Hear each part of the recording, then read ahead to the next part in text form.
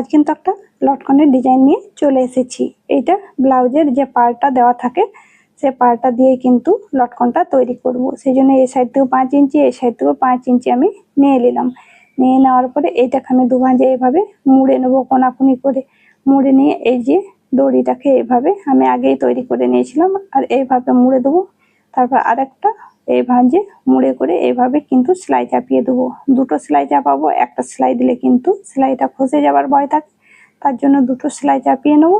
সেলাই চাপিয়ে যেটুকু অংশ কাপড়টা বাড়তি বেঁচে গেছে সাইডে, ওইটাকে কিন্তু কাঁচি দিয়ে শেপ করে নেবো। শেপ করে নেওয়ার পরে এই যে একটা খুব সুন্দর লটকন হয়ে তৈরি হয়ে যাবে। আর ও বলেছিল একটাই লটকন দিতে, তার জন্যই কিন্তু এইভাবে লটকনটা দিয়ে দিলাম।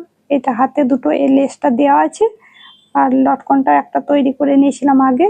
তো দেখুন ম্যাচিংয়ে কেমন লাগছে লটকনটা। যদি ভালো লেগে থাকে তাহলে কিন্তু কমেন্টে অবশ্যই জানিও।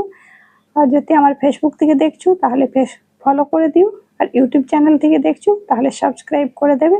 পাশে থাকা বেল আইকনটা প্রেস করে দিও, ভিডিও দেওয়ার সঙ্গে সঙ্গে নোটিফিকেশনটা পৌঁছে যাবে। ফিরে আসছি নতুন ভিডিওর সাথে।